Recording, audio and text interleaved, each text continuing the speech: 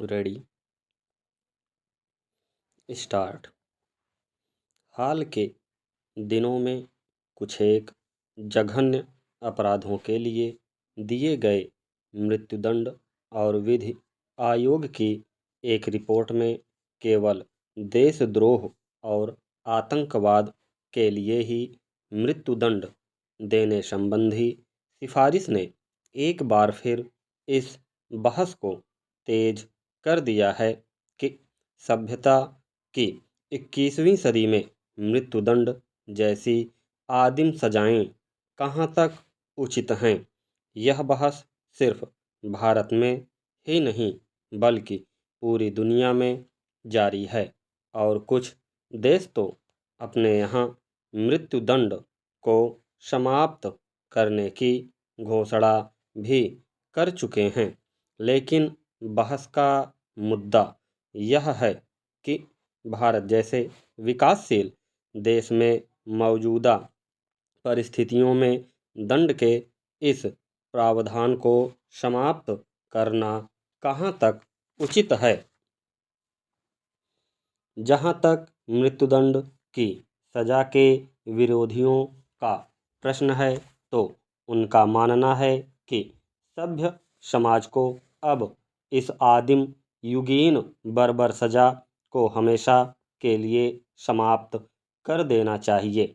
यह बर्बर ही नहीं है बल्कि गलत सजा दे दिए जाने पर उसे वापस लेने की गुंजाइश भी समाप्त कर देती है। पैसों के प्रभाव और साक्ष्यों के अभाव में गलत व्यक्ति को मृत्युदंड दिए जाने के अंदेशे से इनकार नहीं किया जा सकता। ऐसे में हम जब किसी का जीवन लौटाने की स्थिति में नहीं हैं तो हमें किसी का जीवन लेने का भी अधिकार नहीं है। यही नहीं, न्यायशास्त्र में भी समाज के विकास के साथ साथ दंड की अवधारणा बदलने लगी है। प्रारंभिक अवस्था में दंड एक प्रकार से प्रतिशोध का पर्याय था, जिसके चलते कठोर, कष्टकारी तथा निर्मम तरीके सजा के लिए इस्तेमाल किए गए। इस सिद्धांत में अपराध का सफाया करने के बजाय अपराधी का सफाया करने पर अधिक जोर था। परिवर्तित विकास में दंड शास्त्र में यह सोच विकसित हुई कि दंड का स्वरूप ऐसा हो कि उस तरह के अपराध की पुनरावृत्ति सजा में न हो। अपराधी को इस प्रकार सजा दी जाए कि वह दूसरों के लिए सबक बने। मृत्युदंड देने के लिए जो क्रूर एवं लोमहर्षक तरीके अपनाए गए, ये सभी दंड के इसी सिद्धांत पर आधारित थे।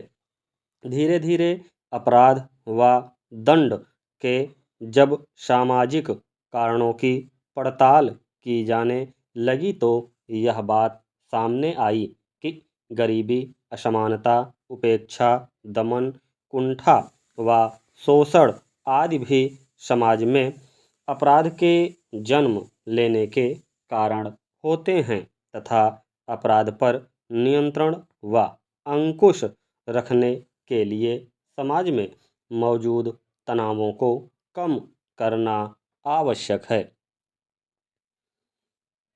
यह भी एक तथ्य है कि क्षणिक उत्तेजना के वशीभूत होकर भी व्यक्ति कई प्रकार के गंभीर अपराध कर डालता है और उसके बाद पश्चाताप की स्थिति में पहुंच जाता है।